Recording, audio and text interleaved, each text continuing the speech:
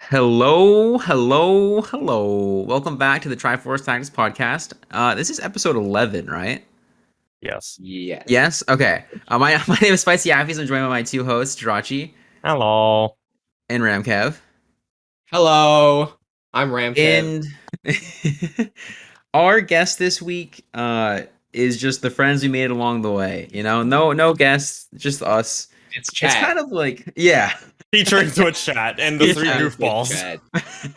We can be a little more interactive with chat today too, just because Yeah. it's gonna be a pretty chillaxed episode, just because it's the first one of Set 6. If you haven't played Set 6 yet, do it. It's amazing. It's super fun. Take the built different augment and then ping someone when you beat them with no synergies on your board. No. Take the pirates augment and farm gold off of creeps. I have stories about Mercs and the Pirates augment. I actually, so okay, I need to say this really quickly because the build different thing. There's a match in my law chess where it's literally just my only synergy is cuddly, which looks so funny because it doesn't show the augments. So I won a game with fucking cuddly and nothing else. Wait, Not bad. does Cuddly fuck with build different for Yumi? Yep. Yeah. Wait, that's funny actually. Yeah, you can't Is play. that why you Yumi or can't play like Jace. Jays? You can't Yeah, play you can't play Comcast Yumi. either? So you Okay. just you carry Kaisa Jinx ideally. Kaisa Jinx are like Fiora if you need to. Actually, I saw someone play built different with a Kali carry, and then their neutrals was an assassin spat. Oh, They're like, I didn't get an item from neutrals because I can't use this or else I lose built different on my carry. So, never mind. that blows. Whatever. Anyways, also we should talk about. We always start talking about our weeks. It's like very different. Don't have a guest on because we can just do whatever we want. And not that we don't do whatever we want, anyways. But like we can like big do whatever we want. Get drunk, get high, do drugs. I don't know. All of the maybe yeah. All of the above. No, don't. Copium. Do a lot of copium. Do drugs if you want. Just be safe. Yeah. Indeed. For legal reasons, this is a joke. My week was good. What did I do this week? I just played Set 6. I took a break. I went to Miss Appy's house and just chilled there for the weekend and enjoyed spending some time with her and her family. And then come Wednesday, I've just been playing away. I did like a 16 or 17 hour stream, which is not really that large in the grand scheme of things, considering you have Soju at like, is he still streaming? He's like 24 hours ish now. Probably. What the heck? Yeah, He's he's played 80 games already. I don't understand. Yeah. It's pretty insane. I think like they're like the Caspar and Solus have like 60 and 70-ish respectively as well, I think. There's people who've like been sweating. Mhm. But I've just been taking it easy, chilling, enjoying it. So yeah. That's me. Yeah. I don't know. My week's been weird. Well, like I thought I wouldn't get to play until the weekend, cause I've been like exploring like dating in Philly and like being social. Continuation of last week. This week has been very meh on that front. Okay, let's just go through everything that happened this week. 4 people had to reschedule for some reason or another. One arranged to meet up. 2 minutes later, sent me an unsolicited topless pic. So I was like, no, I did not. I enjoy this, but like, I did not consent to this. So I'm gonna cut this off now. Thank you. 2 showed up, and I just was not feeling it whatsoever. 1 great date. Went and got coffee with someone, and then after they were like, this was a ton of fun, but we're at different points in our life, and I'm gonna say no to a second date. So I've been having a great time, and by great time I mean no. But alongside all of that, I've had actual time to play TFT. So like I've played a little of Set 6. I only played like 20 games or something. So yeah. Which also the other big announcement from me this week, on Wednesday, first day of the set, I tweeted and officially announced I'm retiring from competitive to cast, which like I've been hinting at that anyway. Like, I mean, the episode with Bryce was like, yeah, I want to cast next set, but like, let's just make this official. I know I'm not gonna have time to mega grind this set. I'm not gonna be able to hit snapshot for Piltover Cup, so we're just gonna make it. We're gonna make it official. but everyone's making fun of me and they're like, Jirachi, we thought you fucking retired. Pogo. I'm like, I retired from tournaments. There's a difference. I'm not playing in tournaments. I'm still gonna play ladder. But my goal is you cannot play on ladder. I get, You're not allowed. Retired means can't play the game whatsoever. But also my goal to set is to hit rank 1, just to be like, ha, retired caster better than the whole server. But yeah, That's a flex. That's a flex. That would be a huge flex, hitting rank 1 right after retiring. But like TFT's been going okay. Like, I mean, I'm plat 3 in like the 20 games or whatever, so it's fine. I'm having fun. Nice. That's it. Have you lined up any like I don't have any gigs yet officially. Gotcha. But there's just enough hinting in that direction. I've been talking to people and there's some ideas, so like nice. We'll see where it goes. That's about all I got. Perfect. How about you, Mr. Kevin? How are you doing? I've had a good week. First day of the patch, or of the new set, I had a research meeting. So everybody started their streams early in the morning. I was sitting here at my computer working on my shit. I was like, oh my god, man. At least it wasn't in person. So, that was good, but nothing feels worse than having new set come out and you're just stuck there like, yeah, I bet. Really? Work. I'm pretty convinced that like starting your grind first thing in the morning, day of new set, is actually negative EV because you hit all the like sweats in your placement games. It's so much more fun. It's so much more fun. It's free. It's actually trying to climb. It's negative EV. It's free as hell. Just think about it this way: you are personally making their placements worse. Yeah, exactly. You're controlling everyone's climb. Exactly. You're slowing their climb. You let everyone else fuck with each other's placements. You swoop in 4 hours later and go, woo, LP to the moon. Yeah, I mean, yeah, that's true. I think you don't have to personally fuck with them because they all fuck with each other. Exactly. Yeah, that's true. They do. But it's there's a sense of self-accomplishment. No, there's yeah, for sure. When you just like, you're in a lobby and it's like, oh, okay. First off, like it's so much more fun to have lobbies that aren't just a bunch of masters play. And not that like it's not fun to play with people that aren't like challenger players, but like it feels so good to like because everyone's playing right now, right? Everyone's like sweating. So you get in a lobby and it's like my lobbies today have all been like Socks, Goobums, Arum is playing in the morning now, right? Arum, GVA, like a bunch of people that like I have so much fun playing against, and it's just made for like a much better experience on ladder. Because it's like one, like if you win that lobby, you're like, oh yeah, oh yeah, I'm taking your LP. And then 2, it's just you learn more, and it's just more enjoyable to play in a more competitive environment, I think. So see, I'll hit that competitive environment 15 games in. Let me just coast to plat. Sure. Please. First 5 games where it really matters. I don't even have to play that many games beating up on people who were diamond last season. Like, we'll get to the sweats. It's fine. First 5 games, those are the most important. Yep. Give me like silver players. Give me bronze players. Let me farm exactly. Yes. Give me my free coast to silver just off the first 5 and then get to plat 10 games later. Like, there you go. You know what happened to me as I started at the beginning? I started like right as it went live, right? And first game went hard first. I was like, oh, this feels fucking good. I'm destroying people. Second game, I'm like 3/4 way through. I'm like, oh, this shit is I'm a god. And then someone in chat says, why are you playing normals?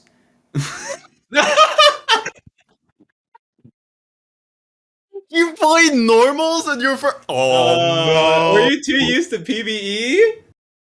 That sounds like something that's played. Yeah. So a game in like 3/4, a game in 1.75 of my first games was just me like really sweating normals Oh Like, the yeah, first I'm game, beating someone up on these literally. normal Yeah, I was players. like, oh shit, I'm so good at the game, man. Holy, look at these people. And then like some guy the first game literally just didn't play the game after the first stage, so he just AFK the whole game. Like some guy FF'd at like Krugs the second game. Like, why are these people doing this in rank? That's so weird. And then That the lo guy and that behold, FF was the first guy that realized that they were playing in yeah, normal. yeah. Yeah, so I got 3-4 state the second game, I just FF'd. But I was like, Mhm. holy shit, I feel like such an idiot. Did you bot for all of your placements right after that because you were so tilted, or? No, I Uh, think I went like one something once. I don't remember exactly. I placed in like high silver. It was just like a weird way to start the day.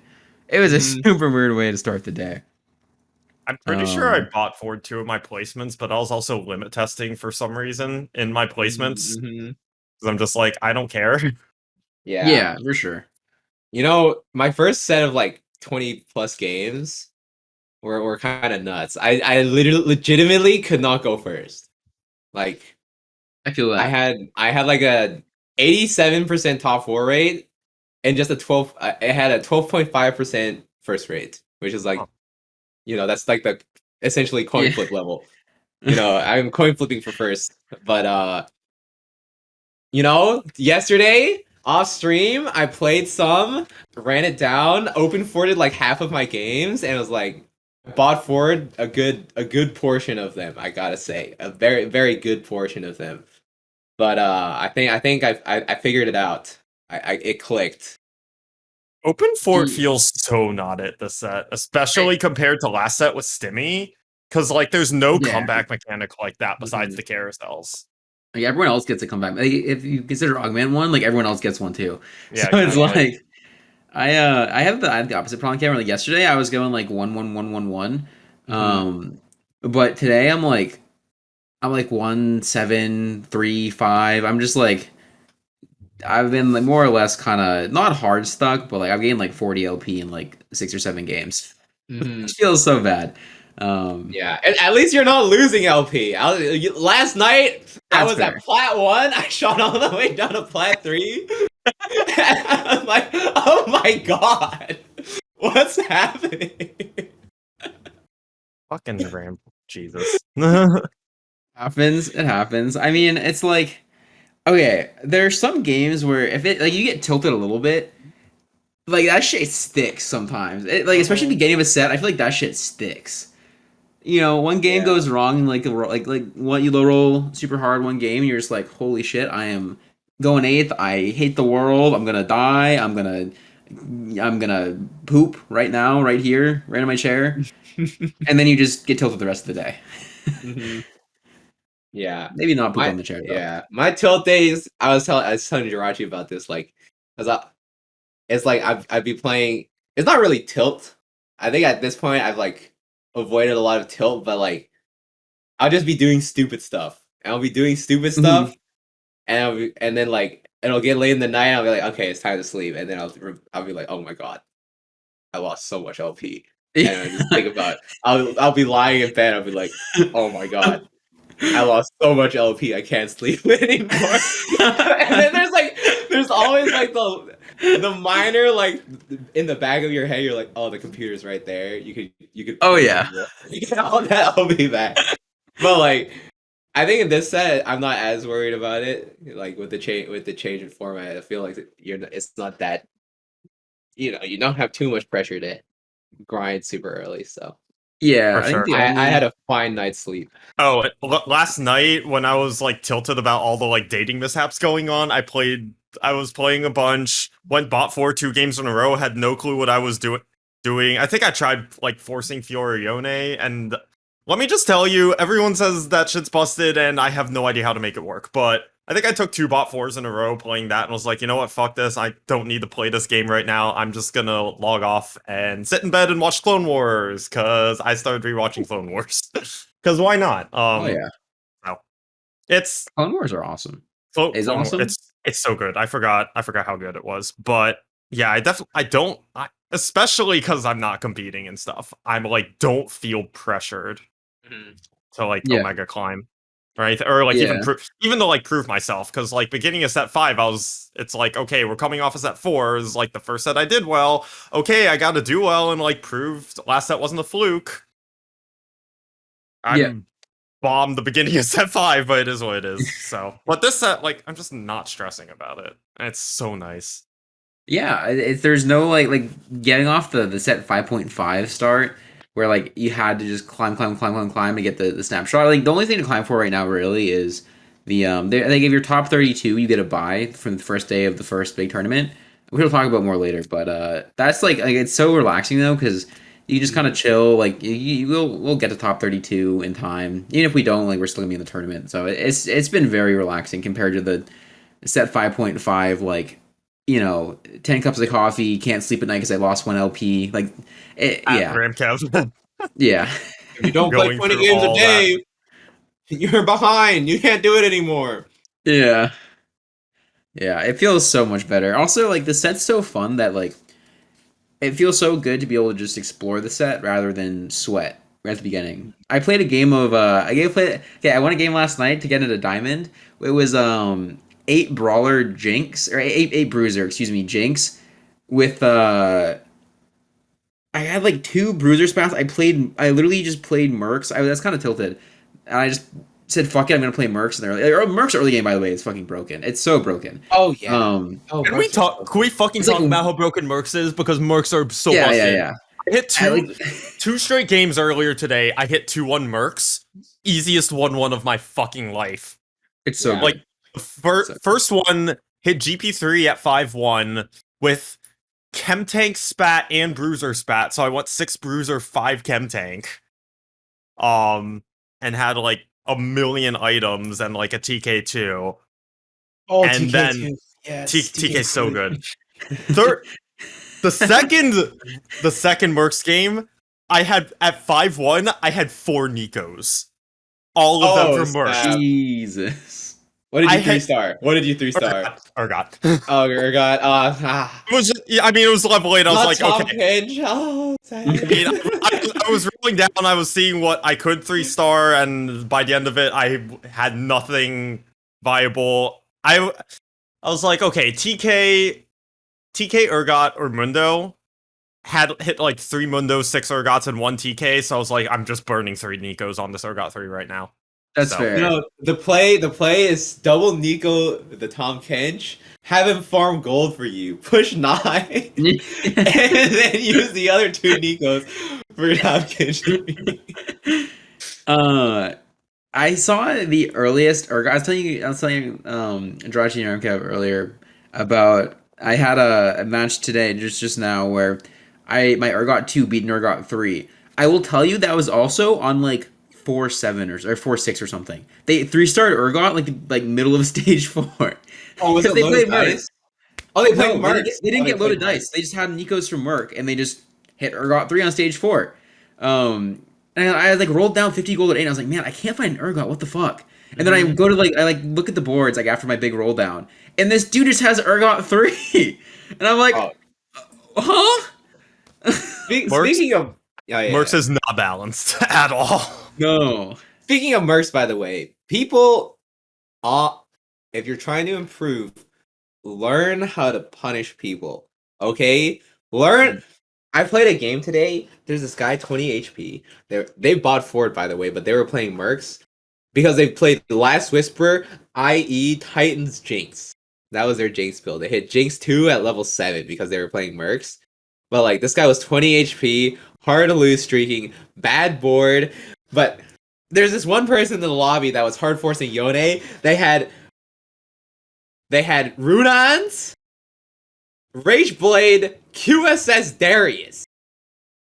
That was their carry. Oh wait, I think my audio is off. Give me 1 second. Oh no. Okay, never mind. We're good. But yeah, You good? that was Oh my god. what they were doing. I saw the Merc player. I was like, okay, it's 3-6. 3-6 is the last round before creeps, right? For round 3. Mhm. I was like, it's 3-6. This Merc player is gonna die. I leveled to 7 on 3-6, rolled down all of my gold, hit a bunch of upgrades, hit a bunch of like other random stuff. I was like, oh yeah, baby, because I saw they were in my rotation. I was like, oh yeah, baby, I'm about to hit this person for 15 damage. They're gonna be 1 life. They hit the Darius player, and they cash out immediately. And I was like, oh my god, dude! These players in my lobby don't know how to look at things. I was so tilted. I was like, oh, they both went bot 4, by the way. They both went bot 4 because, deserved, you know, totally fucking deserved. yeah, Rightfully but so. like, that's that kind of stuff. I was like, oh my goodness gracious. This is That's why, by the fucked way, up. ladder is not that nowhere close to being like the most competitive format that you can have. Like, Oh, if no. this is not an example of that, like, come on now. That's why these You high gain challenger LP in those lobbies, lobbies. yeah, that's why these lobbies where it's like a bunch of like really high challenger players in Diamond feel so good because it's like you actually get to have a competitive environment. That's fucked up though. that's fucked up. Oh man. You know, seeing how broken Merc is, I got a 1 loss on 3 Merc like yesterday, the day before. I got a tome. Oh yeah. For yeah, one yeah. loss. Sometimes Okay. you just get the goodies. You just You get just the get a goodies even fucking if tome or like a TG or like you're like, oh, I'm just gonna win now. Okay, like I play this for 1 turn, I get a free tome. Why not? you know, the Sure. crazy thing is the craziest part is like the Merc units aren't even bad. No, Like they're maybe so good. Alawi, but like Even Alawi's not that bad. Like, Yeah, she's Alawi, pretty like- fucking tanky. she's like pretty Seeing- decent. Yeah, seeing a GP early game, like if you just play a strong board around GP, he just farms so much fucking gold. It's like Yeah, having yeah. another augment. It's Yeah. actually You get insane. so much gold. You get GP Yeah. and the pirate augment. You farm 2 Oh. gold per.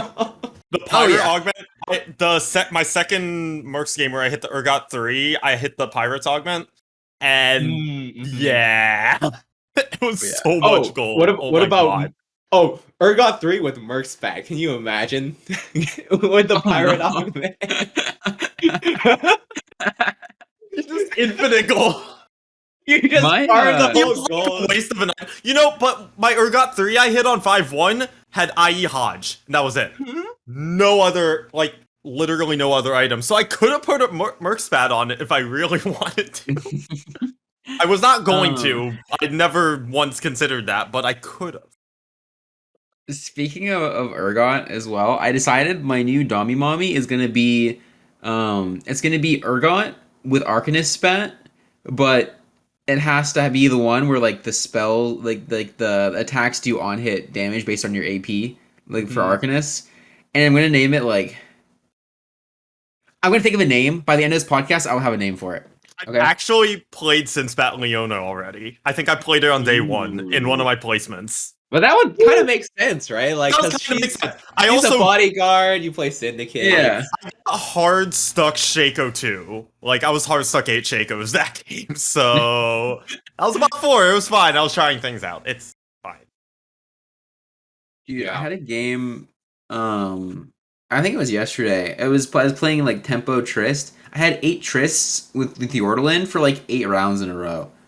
I just couldn't hit the Trist. You just get hard stuck at 8 copies of something because I still crazy. have the Hecarim MF game where you were on 8 Hecarims and hit 4 in a shop in my Yeah, I mind. just always get hard Yeah. stuck on. I got 8 Luxes today in a game where I could have won. I was like 6 Challenger with Challenge Spat Lux, 8 Luxes, or like 7 Luxes in a Nico. No one was playing Lux, I just couldn't hit it. That was me earlier It's a bad today with an number. Urgot, actually. It's a bad I had like 5 Urgots on 6-1. Hit a Nico off neutrals right before. Rolled down, found 2 Urgots. Rolled like 60 gold. And just couldn't find the last Urgot the rest of the game. I got second. It was fine. But like, it should have been the first because I should have hit fucking Urgot 3, and I just didn't. But it's fine. Whatever. Who It cares? is what it is. It How- tees what he tees. Yes. Do we feel about pre-leveling right now on 1.4? It depends. I think pre-leveling 1-4 it's 50-50 depending on what you want, because like there's some good 1-cost openers, but there's also some really good 3-costs you can hit. It's not like I feel like at different points in 5.5 always felt like one or the other was better.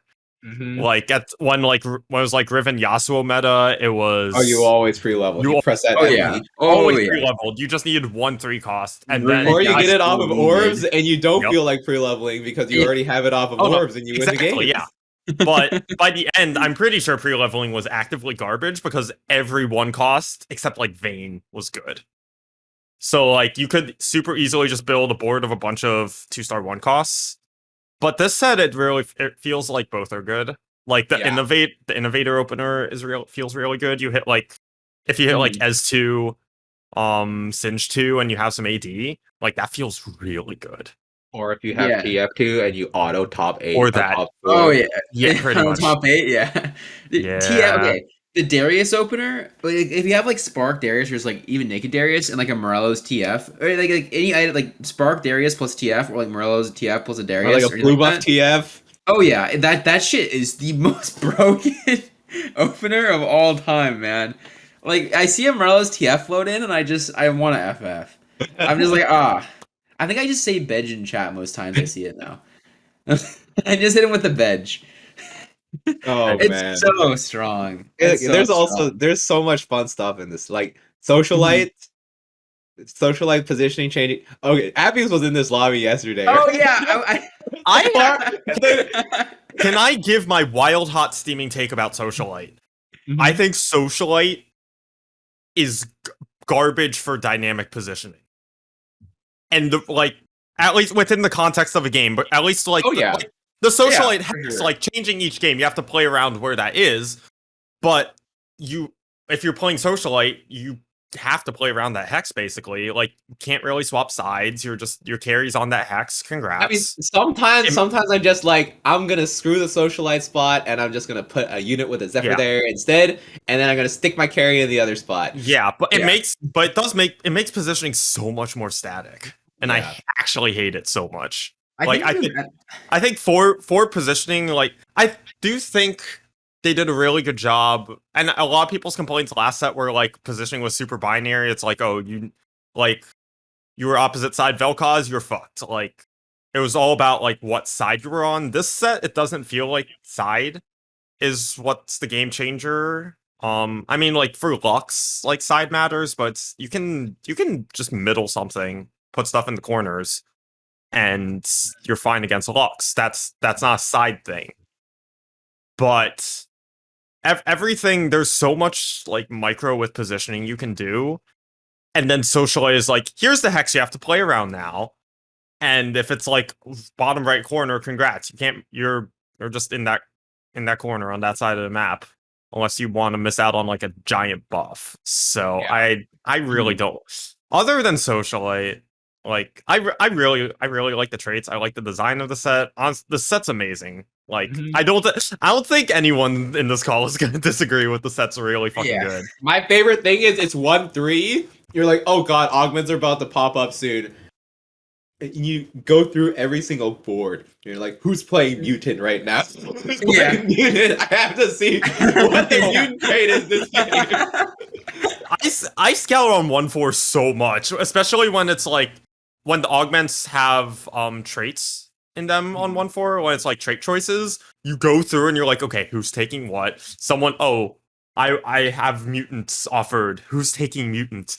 Who's gonna is anyone contesting? And you just wait until all 7 take it.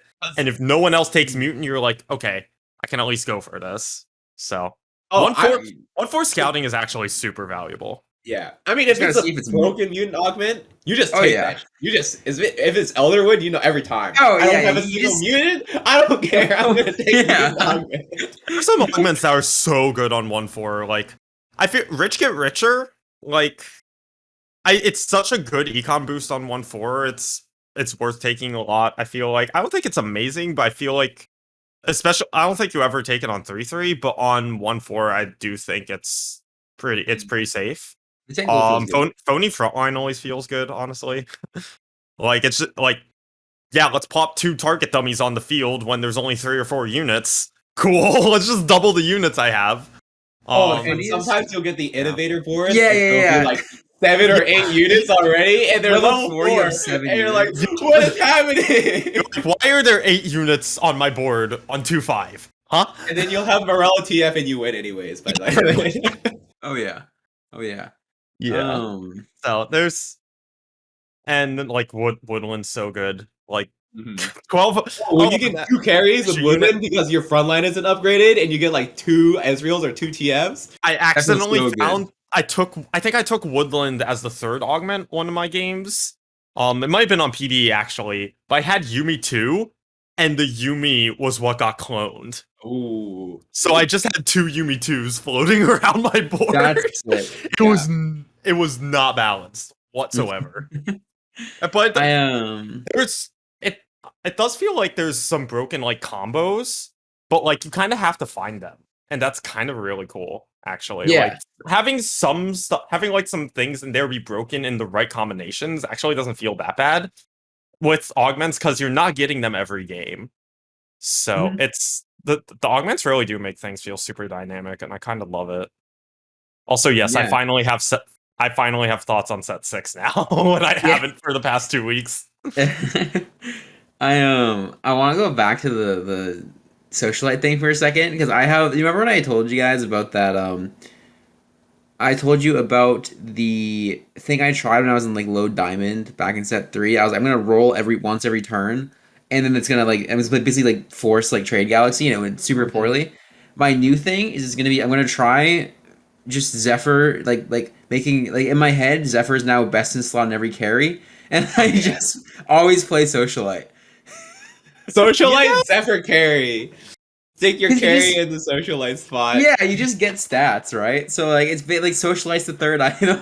You just Zephyr their know- carry every round. If you're playing like It sounds so like Mundo or something as your front line, and you don't mind putting him in the socialite spot, you actually can very easily get away with Zephyr on him. Mhm. If it's Or like a frontline hex, especially. Galio. Or Galio on that too. Socialite square Yup. Shit slaps. is kind of crazy. Oh yeah. Just not when it's backline, because then your Oh, Galio yeah. doesn't play the game. Speaking of combinations though, like crazy combinations. One of my favorite. Kevin was in this lobby. I got both. I got the like prismatic and the gold built different, but then I also got the. I got what was it? What is it called? It's underdogs, the one that you gain HP. Yeah, You gain like yeah. 10% of your max HP every second if you have less units. So I just played Scion as like my front line. So I had less units than everyone, but everyone was also getting like 1,000 extra HP. So my whole board was regenning like like 100 HP a second extra just from that. It was fucking crazy. That game was so fun. Yeah. See, like, this is also fucking cool. It's like you find these combinations. Like, fuck yeah. I low key. That's My awesome. hot take I don't know. on augments is that built different is the most broken augment. I don't know if that's a hot take. I think Build March of difference Progress really is, fucking good. I think March of Progress. March of Progress is like kind of insane if you get it at. Is March of One- Progress It is really good. for free? Like you just It's get the 4 4 free free XP? XP. Okay. I think Yeah. like if you get it then, I've never gone bot 2. I mean, I've never not gone top 2 with that augment. If getting it on 1-4 or 3-3? Yeah, 1-4. On 1-4. Because okay, You never take it on 3-3. It's really bad on 3-3. It's It- super bad. in like when I was tilted last night, I took it on 3-3, and then I was like, wait, no, this was the worst mistake I ever could have made, and just FF'd right there. Which is like, get me out right now. Like, no, it's not worth playing. So But like yeah. the thing is when you 1-4. Yeah. when you have the March of Progress, like you reroll so much gold, you basically get the 3-star minimum 1-4 cost carry. If your whole board isn't golden and you're playing like a 3 cost carry or something, but like if you're not, you just roll for a 3-star 4 cost at level 7, you hit level 8, use up the rest of your gold, hit it, everything on your board is golden. You're level 8, but it doesn't matter because like I You think just with have- that augment, basically you just want to maintain a win streak. If you're maintaining win streak, then you'll basically just coast. You'll coast because in the early game, your level difference is so. It's like such a big disparity between you and the rest of the lobby. Because like What's the timing on when you hit level 6, 7, 8 with March of Progress? It's like 6 is like the beginning of stage 3. I think 7's like 4-1 ish, and then 8's like end of stage 5, isn't it? Yeah. Okay. But the most important thing is like you hit 5 on 2-3. You hit 5 on Yeah. 2-3. Okay. And I think 3-1 is when you hit I mean, no, I think creep rounds is when you hit 6, right? I thought it was like 3-1 or 3-2. It's either 3. It's definitely either creep rounds or 3-1. Oh, we can do the math. What is it? It's Yeah. like what? Is it 36 to get to? It's 20 to get to 6. Wait. Right. It's Whenever 30 it is, wait. it's basically like just an aggressive leveling curve, 32 to but get to like 6? you spend no money on XP, so yeah, it's fucking Yeah, broken. yeah. I think the thing about built different that I like a lot is that like if you're not win streaking stage 2 built different, then you're just not built different because like literally what that does is it just turns every unit as like part of a vertical and like part of a vertical, right? So you can just basically choose whatever unit you want to be part of your like it's like bruiser mixed with legion. It's like fucking bruiser like brawler legionnaire. And everyone just becomes part of that vertical. But the vertical is like super strong even in the early game. So you can play like just really strong one starred units, like 1-star 3 costs on stage 2. You always pre-level I think a little different by the way, or just like 2-star 1 costs, and you just win every fucking round. And then you just quick 8. So like, you can quick 9 a lot of the time. If you hit Eternal 2, I think you can quick 9 most of the time. And then you just play Kaisa Jinx dual carry and you win the game. And it's insane. Actually, my favorite thing I saw someone with built different running a Kali carry on stage 5 neutrals. They hit assassin spat, so it was like, wow, I just didn't get an item from stage 5, I guess, because they like couldn't play the spat because it would ruin built different. So it's just, well, okay, Yeah, Toma trades with built different. Can't use that. nope, Yeah. absolutely not.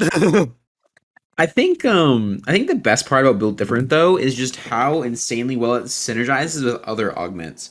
So like for example, if you get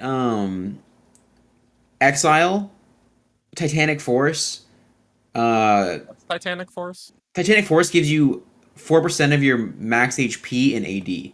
Got it.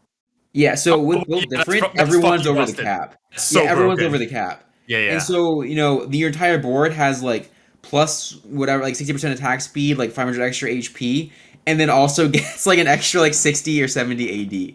So like you literally can't lose rounds. And so like the amount of insane synergies that you can make with Build Different, like Exile as well, right? You get a ton of extra shielding like extra value from Exile. If it's like a 50% shield, you get extra 250 HP just because you have Exile and as well as Built Different. So it just scales so well with like um so many different augments that like it really feels like a Slay the Spire run. I feel like Built Different because like everything feels so impactful and like, the game is just so fucking weird compared to how you normally play. Like you're like, oh, I'm 2 Arcanist? Ugh, no. I'm Nope. gonna play this random GP and this MF, no third Merc. Instead I'm gonna play like a fucking I don't know. And not Tarek because he's socialite at the beginning. There's all kinds of things you can do, but it's You just can cool. play Zyra. Oh yeah, you can play a Zyra. You can play a TF if you want. Yeah. You can play Yeah. a Darius. You can play a Camille. Getting Socialite, getting like the Socialite augment actually wouldn't be that bad because you can just have Socialite without needing one on the field. So Yeah. there's all kinds of combos. Late game, you definitely do play some synergies though. Most of the time, like you actually do play like you can play Clockwork, you can play Socialite, you can play stuff like that, and you just like I think the theory behind the end game for it is unless you have 2 built different augments, because it's not worth it to not play synergies unless you have 2 of them. I think, or just like stuff that really scales hard with it. Because otherwise you can just play like synergyless Kaisa or synergyless Jinx. And Kaisa basically you just don't have to play a challenger because you get HP and the same stats as like challenger after a kill. And then Jinx just gets a shit ton of stats, and you don't super need Twin Shot or Sister if you have, 3 Socialite Jinx with like Clockwork in the back. Like you can play all sorts of synergies.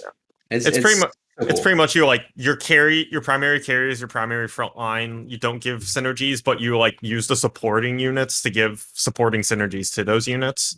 Yeah, And then it's just even more stats on your one unit, and it's all multiplicative. So like it's just super carries now. Like congrats. So Victor's another one that is fucking turbo broken with Built Different because he just casts like a madman.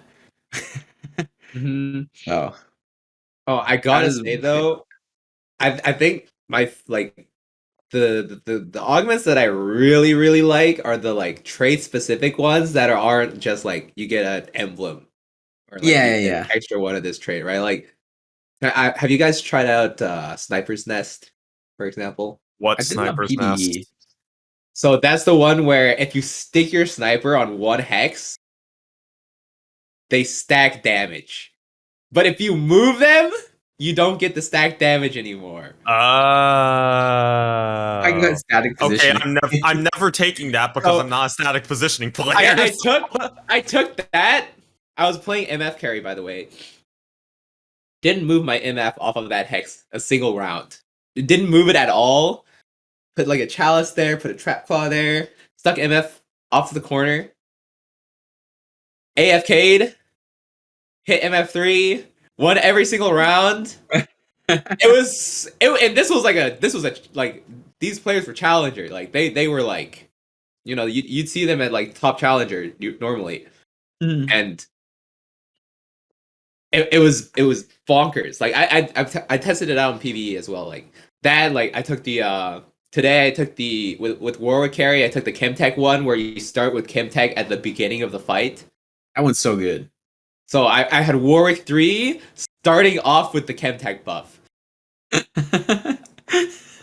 So it was Wraith Blade, Shiv, GA, Warwick, and he just ran down the entire team. Every single team, he just like it was Oh my crazy. god. It's It was so crazy. good. I see your sniper's nest and I raise you one Zephyr. Oh yeah. I mean, the thing is, even Zephyr doesn't last like that long. So even Yeah, if, it's pretty short. It doesn't, but like yeah, it's still I'm just like okay, well like I see the counter. It's really The strong, only- but at least there is a counter. the only thing I would be the other thing is like I put Jin off on the other corner. I had GA Hodge, Giant Slayer Jin on the far left corner, so I had the MF on the right side and Jin on the other side. So I was like, you're gonna have to deal with one of these two, but you can't hit them both at the same time.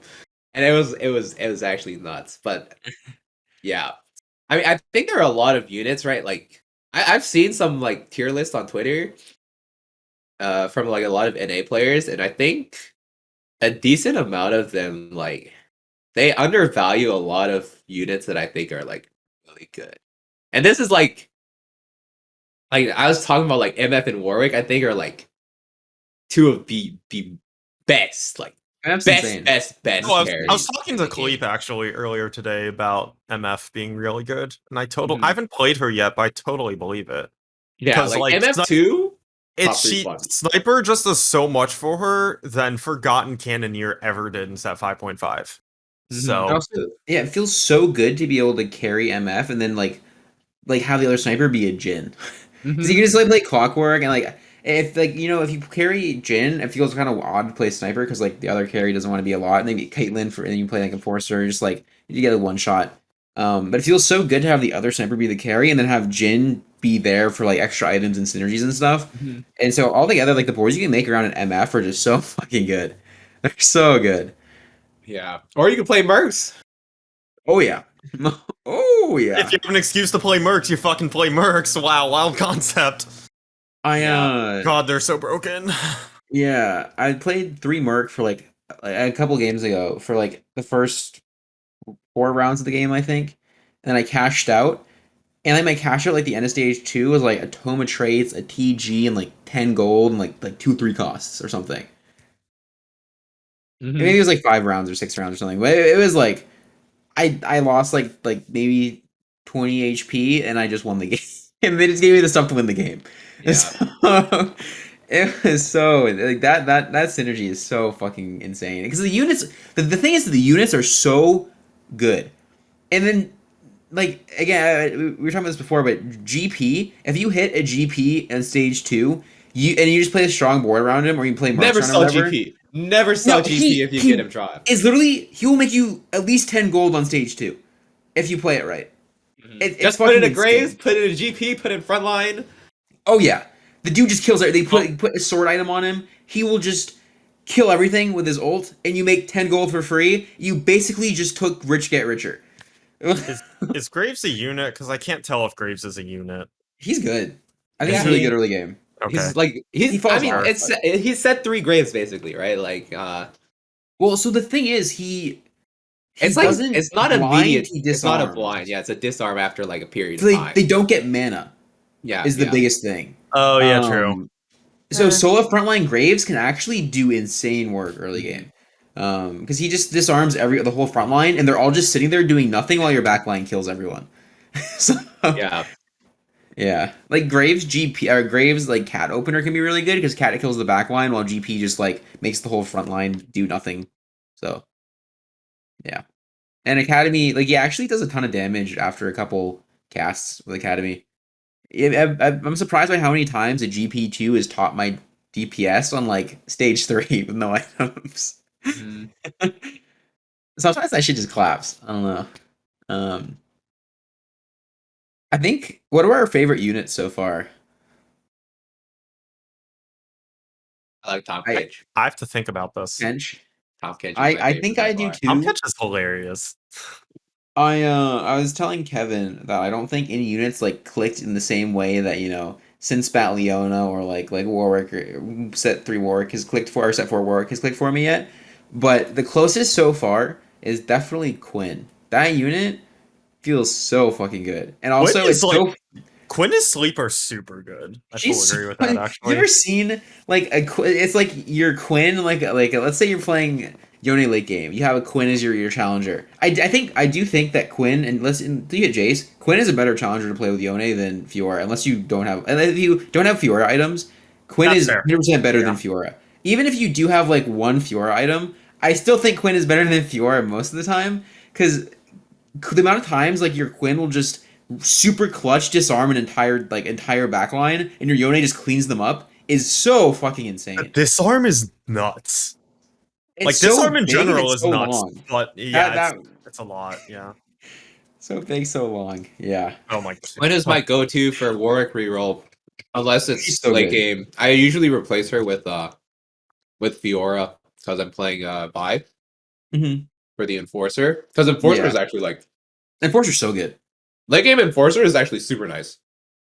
I Super, 3-starred a super nice. cat earlier and I was playing Mhm. cat carry with Academy and I so I think GV8 and Saint were like top 2 in the lobby, and they were both running Enforcer. And like she was just the highest HP unit on my board, so I literally couldn't play the game until I figured out that if I put my Trap Claw on my Braum 2, he has Yeah, 20 yeah. more HP than my Katarina.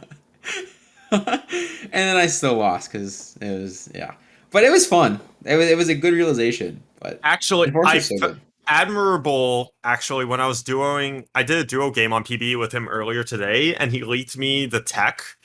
So this is the tech for duos. So one person, me, that game goes Sin reroll. The other goes Bodyguard Enchanters, and the goal basically is the Sin player murders murders their opponent as fast as possible, while the Bodyguard Enchanters, the support quote unquote, just stalls out the fight as long as possible. And then all the Sins poured over to the supports board and just win the fight for them. And we got first. Like we beat a Cho'Gath. There was a Cho'Gath 3 with Bramble, Double D Claw, and a Mal's 3. The other player on that team had Jinx 2, Kaisa 2, some insane frontline, and we beat them. Because I had because Admirable just like ported over so many items to me. We got triple item stage 5 dragon. He gave me all the items. So I just got got 6 items off of stage 5. So I had triple stacked Sinspat plus 2 items Yone, Cat 3, Talon 3, Echo 3, and Shaco 3. And Leo 3. Gone. I had 3 Whoa, items that on sounds- I had 6 units with 3 items. That's I'm gonna nuts. real quick send a message to Dax so he. So he knows. It's actually the tech. Like you have someone go like super stall because if both players just play the game normally, you're gonna get outscaled every time by someone, and you're never getting first. But if you do something like that, like you actively play into the the like team porting over the units porting over mechanic to finish fights. Like, my units were always porting over to Admirable's board and just cleaning up the fight for him. Yeah, I So- had this one game with Dex where I did something similar, but it was Urgot 3 instead of Sins. So I would port over Okay, this. well, there you to fucking go. Urgot 3 would clean up my board, and I would like, don't worry, Dex, live long enough. Yeah. You're gonna get Urgot 3. Actually, I remember at some point, and it's like, I mean, you have the support like porting over a bunch of stuff to the DPS player, but like at some point, I ported a locket and a belt over to him, and that just helps the stall. So like, Mhm. there's so much shit you can do with duos. So I'm really looking forward to that too. Actually, Do we know when it's coming out? I think next Next patch time- because it's yeah. on PB right now, so it's coming out the Okay. next patch, I guess. Also, I do. I have. Oh yeah, go ahead, Abby. Sorry, I was gonna say I have a bone to pick with Locky real quick because yesterday I was playing Exiles. I took I had Exile as an augment. I got an augment where I got a full item. The item was Zeke's. I reforged it to a fucking locket. Okay, at See, least that's Locket- better than Zeke's. See, at least Locket you can get value out of it because you get 3 units of value. Ah! Still, yeah, I Ah! hear you. Yeah. Sorry, Kevin. I didn't need to get that off my chest. It was Oh, fucked yeah. up. I do hope they do something about. I don't. Is the rank system on PBE going to be the same as like the live rank system? I mean, I assume they can tweak it. So I don't even know. How does the rank? It's solo, right? Or is it like? How does it work? I honestly don't even mind the ranking system being solo because then it allows you to duo with whoever the fuck you want. Like I can be polyamorous duo partner and duo with like but all if the there's like a duo tourney, Yeah, it should be like Yeah. how are teams, they it could be, gonna like, decide like, because they said they were gonna do like look at the top duos on ladder. How are you gonna figure out who the duos are? I mean, if it's like yeah.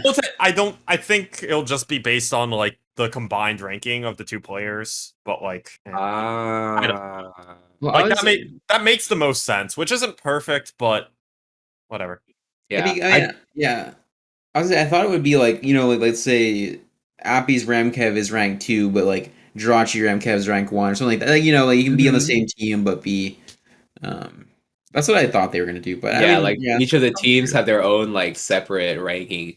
Anybody over at Riot, if there's any rioters listening, Actually, my wish for ladder is that for like the duo ladder is that they would actually list like next to the ranks on the ladder to the player rankings who that person's duos are, or like their most common duo partners. So then you see like who they're playing with, not just they're rank 1 duos. It's like they're rank 1 duo, like Ramkev is rank 1 duos playing with Alex M.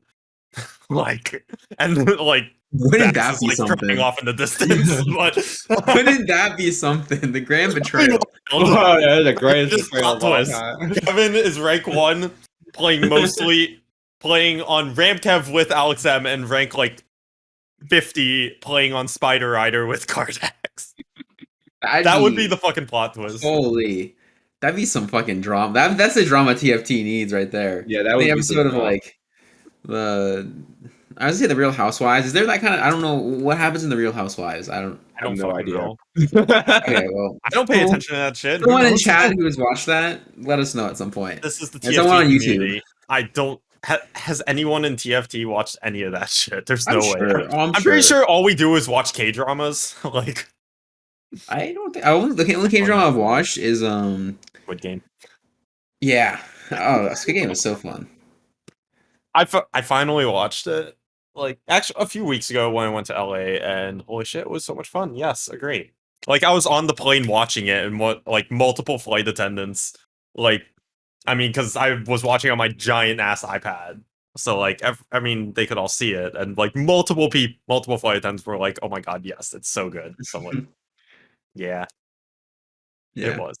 I mean, also my Indeed. hot take about Squid Game is it is slightly overhyped.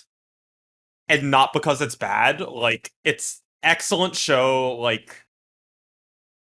actually a 10 out of 10, but like the hype is so overblown just in general, that like you'd believe it's a 20 out of 10 with how big it is. Like Yeah. it's not it's a little much for it's not the literal best thing ever, but it's still really good. So I don't know. think That's my wild hot take about Squid Game.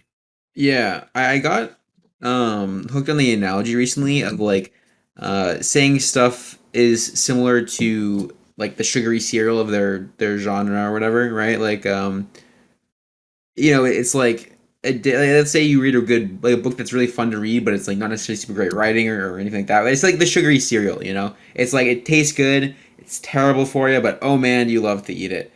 Squid Game is not that. Squid Game is like the Squid Game is not the sugary cereal of TV. It is like the Special good K. tasting. Yeah, it's like the special K. It's like it's good.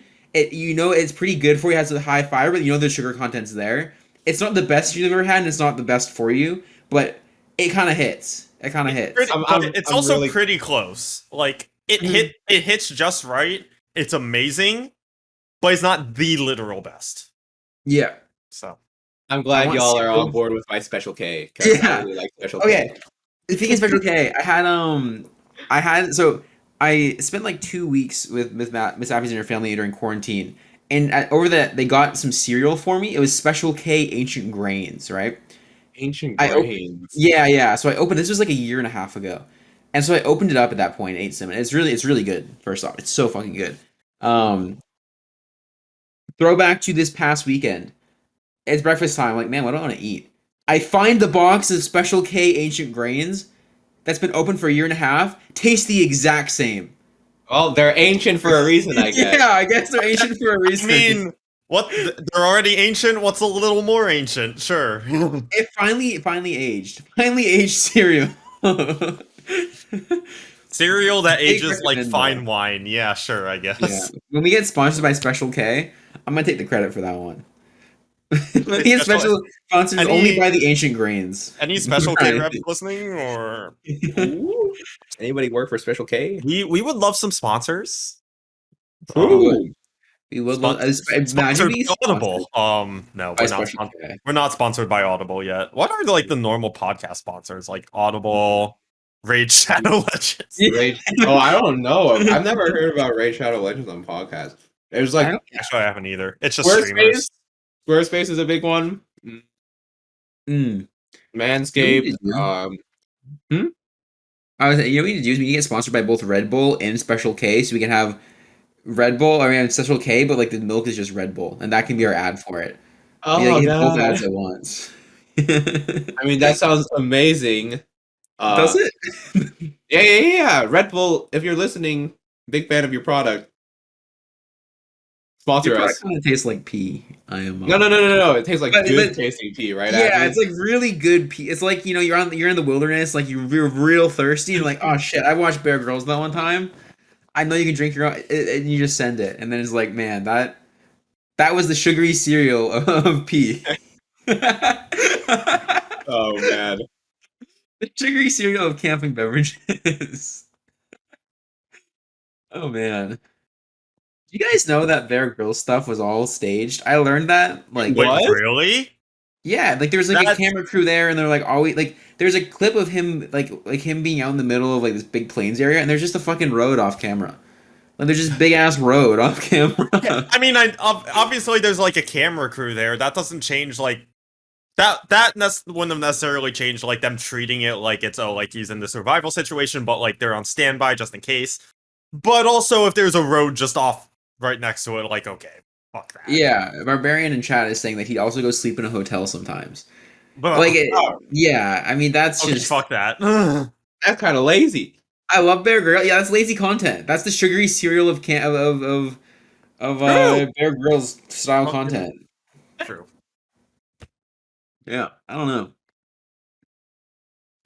know, man. But yeah, looking for sponsors. Yeah, not from Bear Grylls though. Fuck that. Anyone but Bear Grylls, feel free to sponsor the podcast.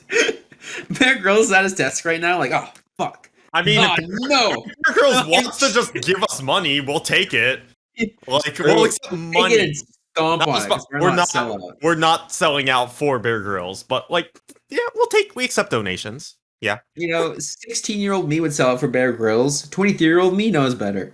23-year-old me knows much better.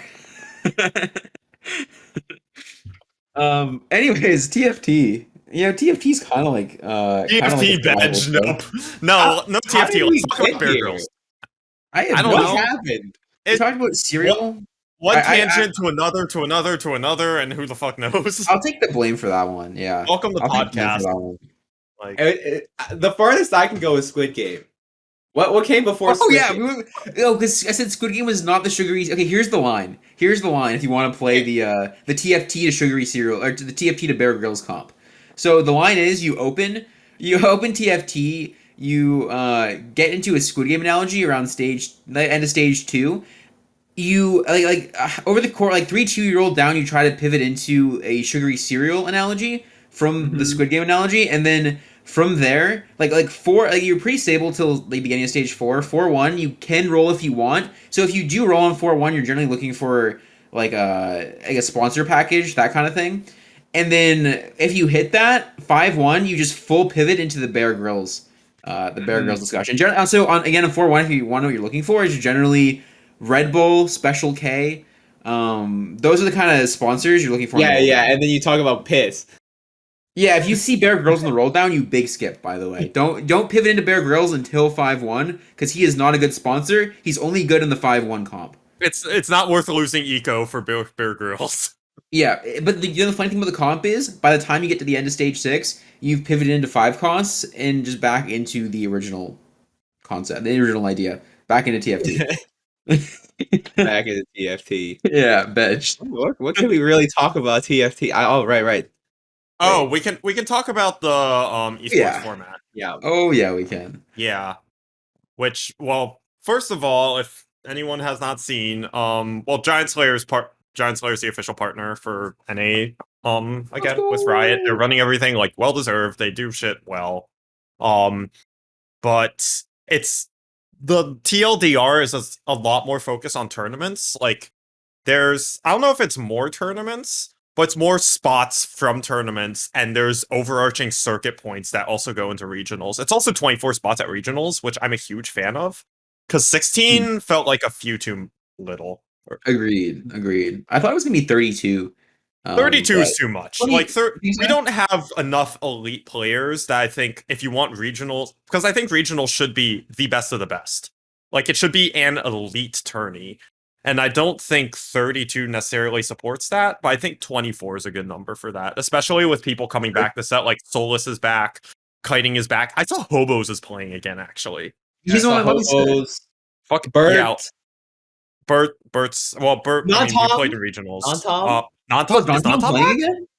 Yeah, non-Tom is. Okay, yeah, like all these people are coming back that, like, I mean, you could maybe make an argument for 32. You could not make an argument for 32 last set at all.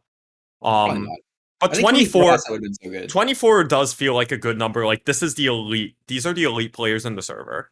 This is an elite tournament. And I love the emphasis on tourney because, like, hot steaming take, tourney is the indication of how good someone is, not ladder. Like, ladder's an indication, but like if you can perform consistently in tournament, that's just such a better indication of how good you are than being able to perform consistently on ladder. So Also just more fun than ladder. also, yeah, that shit's hype. I mean, because like I'm down to clench my cheeks, hit the D key, and either pop off or cry myself Be to sleep. sad the entire rest of the day. Pretty much, That's yeah. what I'm looking for. Because I mean, tourneys, you think about it, it's like, what's a judgment of how good someone is? Like, not quite as many games, but against all good players, or a bunch of games against shitters who are worse than you. Like, who cares about how good you are against people worse than you? Like, ideally, we'd have more games in tourney to judge your skill off of, but with what we have, you're playing against people who are as good or better than you, and how you play in those tourneys is such a better indication of skill than ladder. So I do think there is something to be said about like having consistency versus people that are worse than you as well. Because like, when I take Smash for example, like if MK Leo is losing, MK Leo Mango, if you're a Melee fan, is losing, Zane for example is losing to like Little Timmy who's got his first tournament because like they're only good against high level players, then there's a problem there. I would say Yeah, like that's true. obviously like, I think TFT is a mix of like you have to have a lot of skill to be at the top of the ladder. It's I think a combination of, like being good at ladder and being good at tournaments that like is like the most skillful way to express yourself. I don't know where I to be also think skillful. You I have to be think good that at both. also like tourney players like not every tourney player is like a ladder god, but all of them are decent at ladder at least. Yeah, Like and anyone you yeah. think of as like a really good tourney player, like fucking Ramkev especially starting in set 4, like I mean ladder god, not really, but like good at ladder. Like there was a baseline. If you don't have a baseline on ladder, you're probably not gonna be a tourney god. Oh, it'd be weird if like imagine if like there's this guy who's just so good at tournament play. He's like he she they are such a monster at tournament play, right? But then they go on ladder, they queue into their gold 4 game, they're like, shit, I can't climb, I can't qualify for anything. But like they get up in like one of these like challenger lobbies or like one of these like tournament lobbies and they wipe the floor with everyone. Can you imagine? Right? That'd be crazy. Feel like It it's doesn't a work like little that. bit weird to think about though, because like Yeah. they'd probably be able to beat up on gold players pretty Yeah, easily. yeah, right. Which is So I that's an hate the over myth. exaggeration, I but hate the myth of like the low masters or diamond player that's like, oh, like they don't play that much, but they're secretly a tourney god.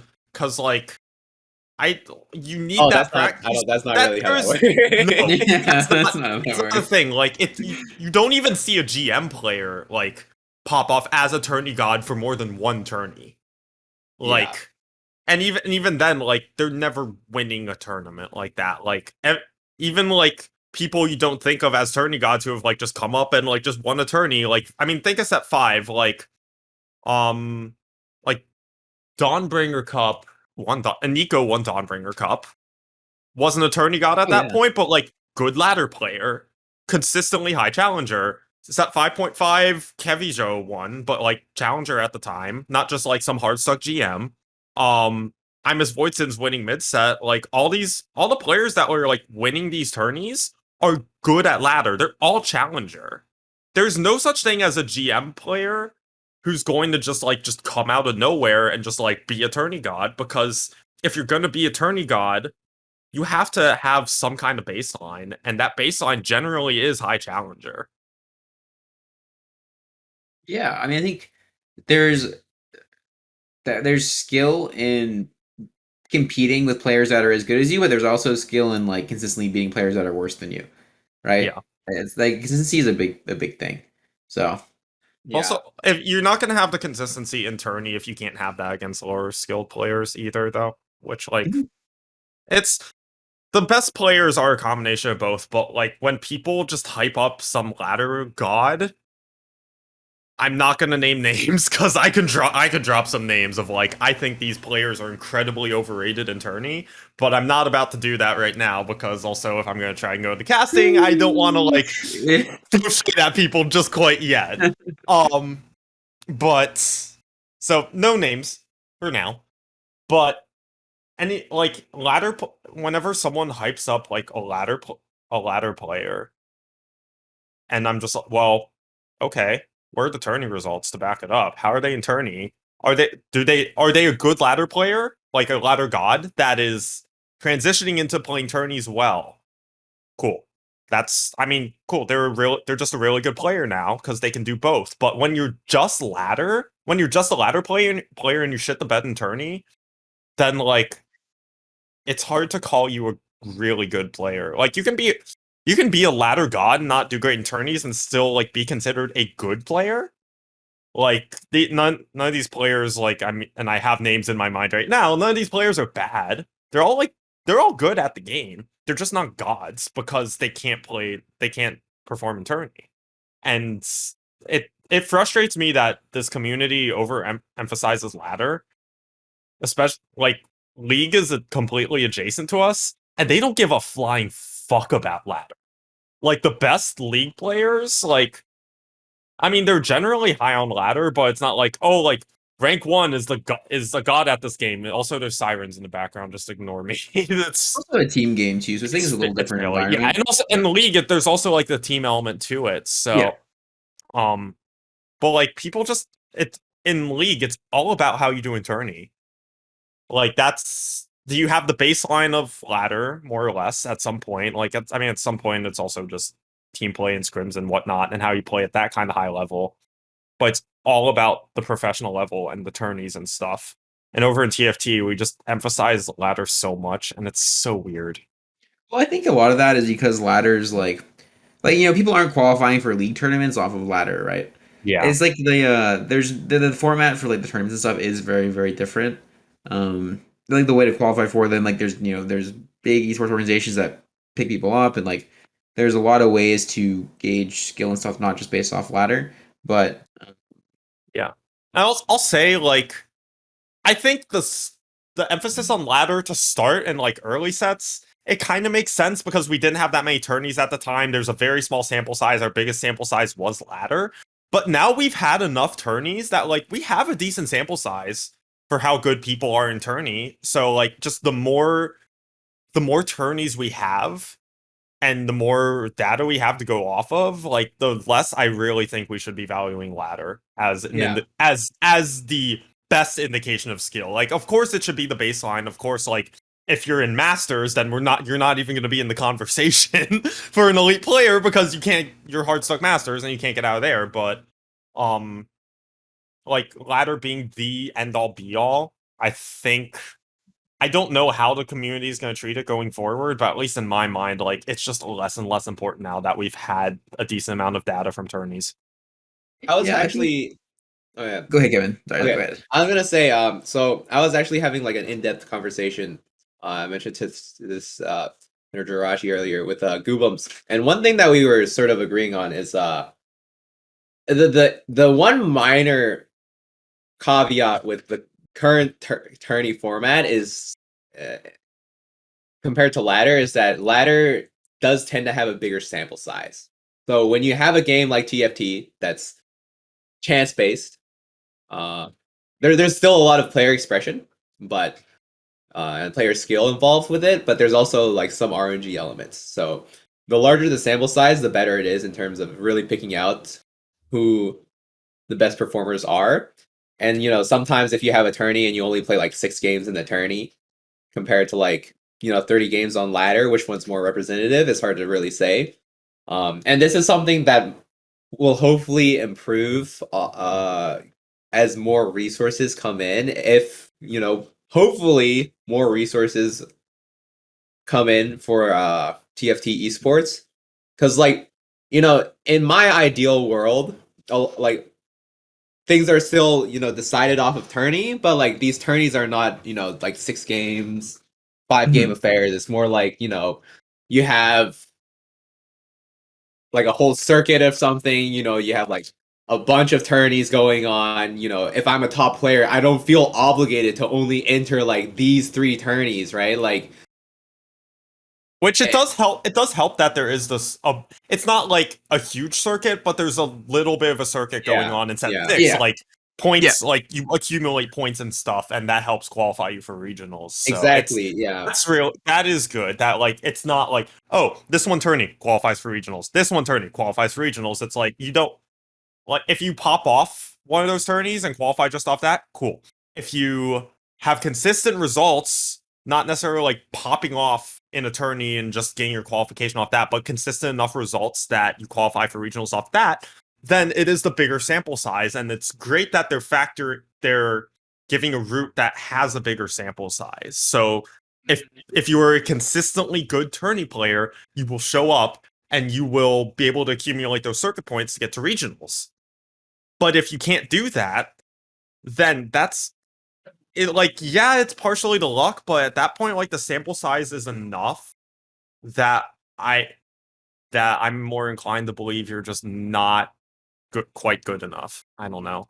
It's question. harsh, but it is kind of reality of this game. Like sometimes, especially like now that I'm pivoting more into like casting and kind of have to think about like how players do in tourney and like how how we consider them as elite, like I'm going to have opinions on how good players are, because at some point we have to have some kind of ranking in our mind of like who the elite players in the server are. So it's at some point you really do have to just think about how good someone is. And how do you think about how good someone is? You have to figure out how you determine how good someone is. And these tourneys that accumulate points is pretty, not the perfect system, but it gets pretty close. Yeah. So on that topic, a question I had about this sets format was, so in last set, if you won the was the Nightbringer or Dawnbringer Cup first? Dawnbringer. Yeah. So if you won the Dawnbringer Cup, you weren't allowed to participate in the Nightbringer Cup, right? No. You are allowed to participate in the other allowed? tourneys. Yeah. Okay, so because I Um, was gonna say, because like, do you get, so if you like, let's say you won the first cup, I think it's the Piltover Cup, or is that the first one? Piltover's first, yeah. And Say they you- did that because there's now prize pools attached, I think, and yeah, because okay, there's A, prize pools, B, circuit points. yeah, because if you So win that, yeah, and then let's say you weren't allowed to play in the second one, but you can't get qualified, but then you do well, don't do well at the mid set, right? So you win the first one. I think there's a second one before the mid set. I might be wrong about that. But let's say you're not allowed to participate in a second tournament because of that, and then like you can't get qualified. I guess they wouldn't do that now, but um, yeah. I mean, as long as you can like get qualifier points, win a tournament, qualify for mid set, but then still like play in other stuff for more qualifier points, and in case you don't do well enough at mid set, then like you're chilling. yeah. As far as I can tell, they're not locking, like, a good performance at one tourney does not lock you out of any of the others. You can theoretically, one person could win literally every tourney in Set 6. Mm, I'm pretty that'd be sure. sick. Which That'd like be would be sick. nuts, would be fucking nuts if that happened. But and it also makes sense. And I'm also really glad they put prize pools on the Dawn and Nightbringer Cup equivalents, because I think this is something I told them also. Like, this is having these like big 3-day tourneys, like 100 plus players, like qualifying spots for mid set for fun. There's no prize pool attached. Was really weird. Like Oh that's yeah, it was like you're Yeah. playing in a qualifier for a qualifier, and you're like, I'm You're- playing in this 3-day tourney. If No I'm money. out, I get nothing. There's no money. I'm playing to play in another qualifier. What is this? Like, Yeah, and for most people, the money is not like the motivating factor, but it's not insignificant. And it helps like give some longevity to your career. Like, oh, I can make some money off this. Cool. Which is, I mean, low key part of the reason I wanted to go over to casting, just because, well, I'm coming from music where like music is so unstable as is that like I value just that little bit of stability I can get and consistency. Mhm. And like it's not the reason I'm pivoting to casting. It's just like it helps out that if like getting casting gigs is a little bit more like stable. Like I show up to the gig, I do the gig, I get paid. I don't have to show up to a tourney and wonder if I'm going to get paid or not. So like the money does factor in for some people, and that's like I love casting. That's the primary reason I retired, because I want to cast, just straight up. Like I love the casts I've done, and I want to do it more. But for some people, like the money matters at least a little and maybe more. So actually giving us prize pools to these tourneys and giving that little bit more weight to them, I think matters a lot and does a lot of good for the health of the scene. Yeah, I agree. It's weird to play in a tournament where if you win, like you don't really you get pride, you get like qualification and stuff, but like there needs to be some more incentive, especially you as gotta a grinding sport. motivate people to play. Yeah, You yeah, know, you know, motivate people. Imagine HBox showing up to a tourney, smashing his way through everyone. Oh, he won. Cool. Here's I'm five just- little legend He eggs. just won 5 eggs. Hands up. this is a different thing, but I mean, honestly, it's kind of the same deal in Smash. You can top eight in majoring, they got like $50. So Smash is another thing where like hopefully, I guess Yeah. Nintendo doesn't support it, so there's no like humongous prize pools or anything, unfortunately. But like having a prize pool at all is just really nice. Yeah. 'Cause- And the prize pools aren't like massive or anything, which I don't think we're not asking for them to be massive. We're just asking for like a little bit of support. And it's good for the health of the game that they're giving that little bit of extra monetary support to these tourneys. yeah, and hopefully, I think a format, one of the best things is that a format like this has a lot more hype surrounding it, but it's beyond just like the initial tournaments, right? Because there's like people you can keep track of qualifier points.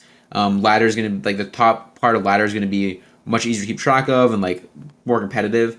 So I think it'll be really interesting as a spectator to see instead of having a couple tournaments where like the hype for competitive is this tournament and then it's not there and then it's the next tournament then it's not there. There's gonna be this like constantly growing like kind of anxiety slash excitement regarding who's gonna be qualifying, who's doing well, who's not because of something like qualifier points. That just keeps the tension there for the entire set, which as a esport and as something that people are gonna be watching adds a ton.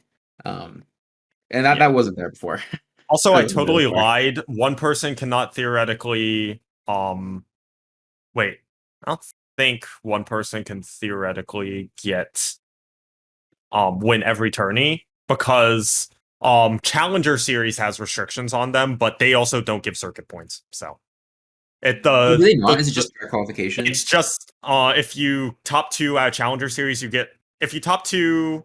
First Let one me is check. mid set, second one it's Let me. regionals. I want my information correct, so let me go look at it. So Challenger series are direct so fun. invite to first one's direct invite to mid set. Second one is to regionals. Yeah, exactly.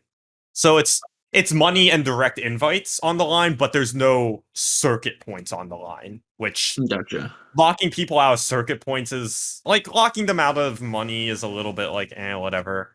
It kind of sucks, but it is what it is. But not locking them out of any circuit points actually matters a lot, and I'm glad they had the foresight to not lock people out of that.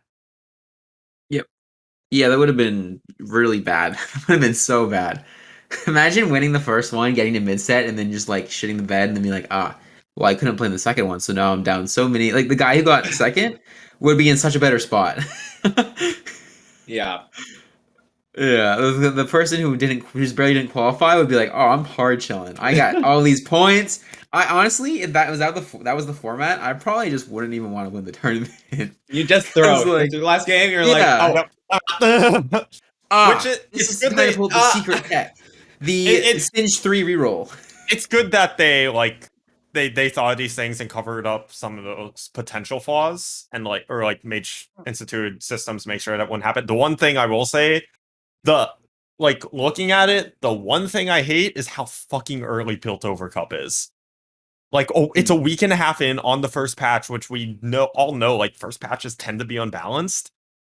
It's so early, and I kind of hate how early it is. And it's weird because we have Piltover Cup, and then it's a month and a half.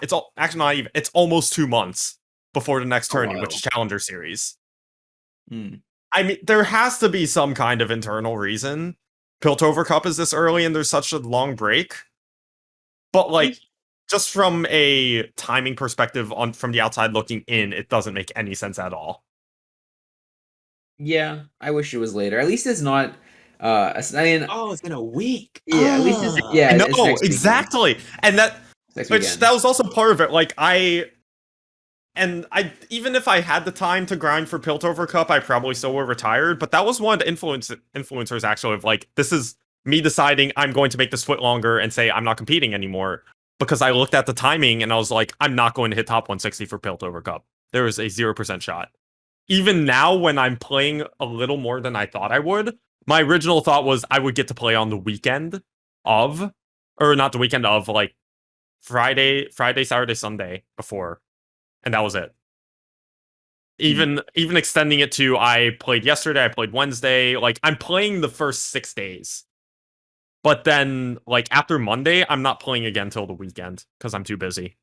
So, knowing that, I was like, no, there's no shot. And even in the past 3 days, I've still only played 20 games. I've been hard grinding.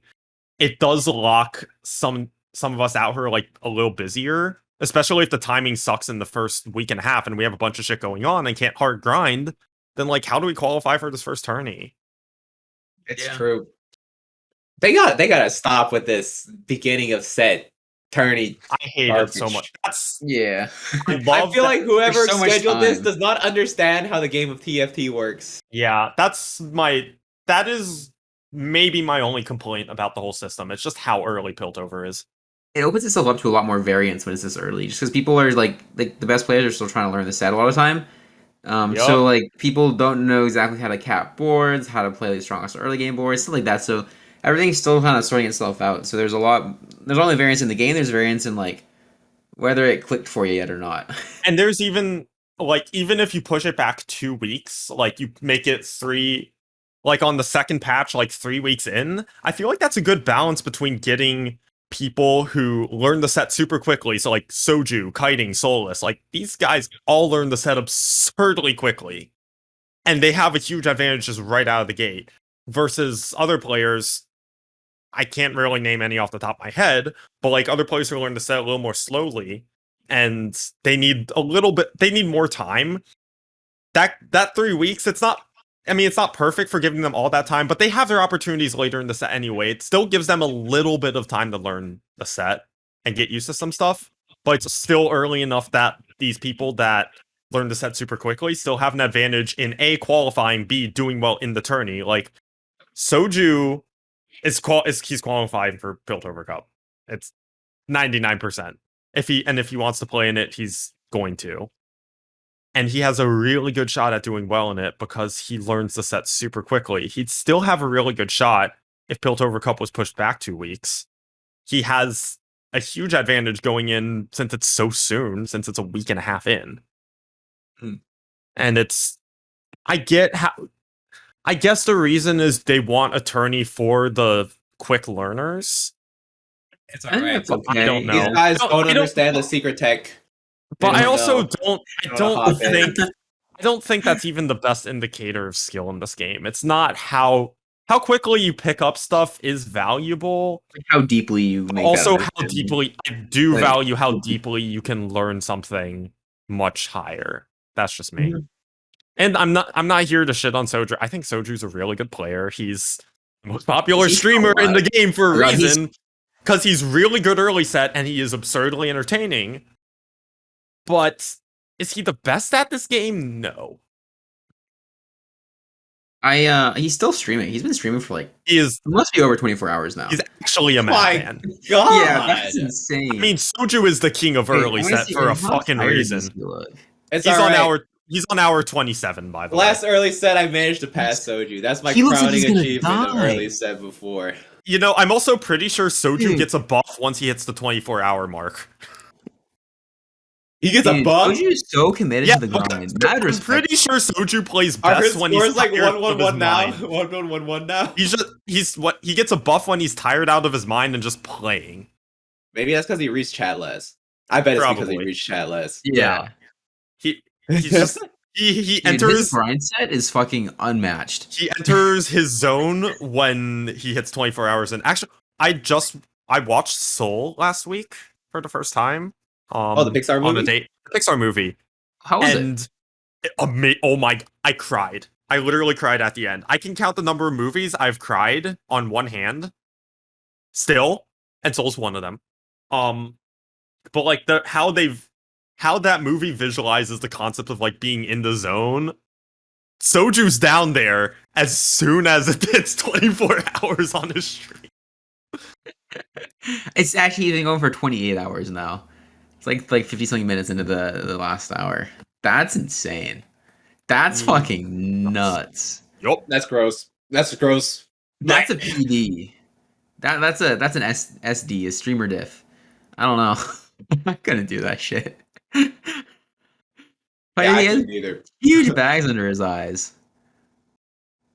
How many games has he played? I feel like I- at this point, Let me- Soju has double my game. let me look. Yeah, look. it's like Is he over 80 something, 100? isn't it? I don't think it's over 100. 100 because it was 80 when I looked about an hour or so ago.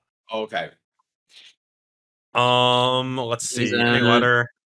K3 Soju's at 84. Yeah. As far as I Jeez. can tell, the second highest is Kiting at 76. But I mean, those two Yeah. are like the king of early set grinding, so it makes sense. Caspar hit Masters first. That was Pong. Yeah, and Dog. he only has 60 games. Robin only has 49 games and he's ranked 3. Jesus Christ, Robin's nuts. Yeah, so these people are popping off. Yeah.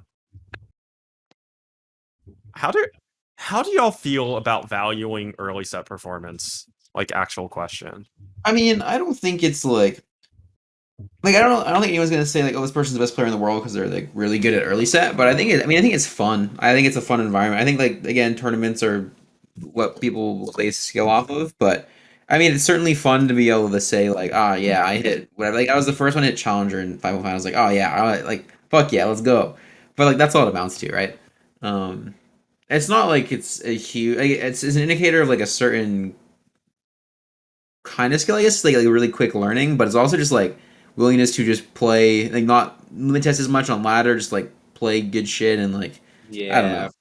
I I think think it's not that valuable, but the but thing it's is fun. like when you're early climbing with a lot of these players, I think especially in NA, I think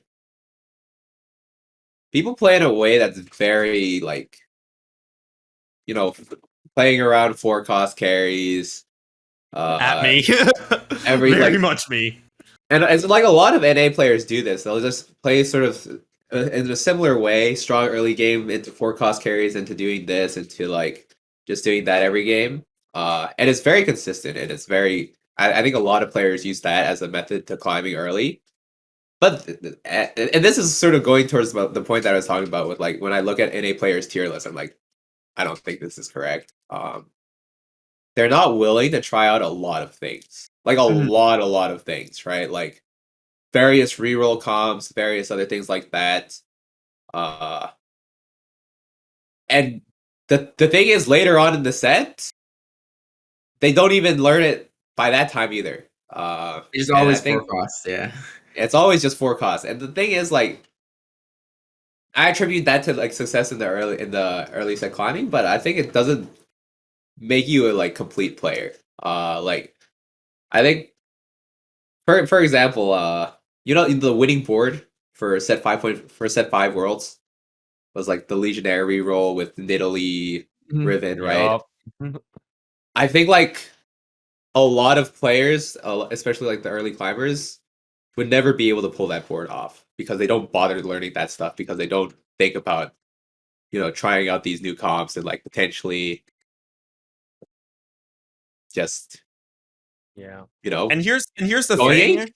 This set really promotes being able to learn all that like crazy shit you can pull off. Like there's and like Appy's compared it to Slay the Spire, like every game is different. You can do some really weird fucking builds and they just work Mhm. because like the games you're going to be able to hit that kind of situation are so rare that that there is skill in being able to recognize this this is a good thing to play in this situation because of the setup. Like this is whatever combination of stuff going on that works.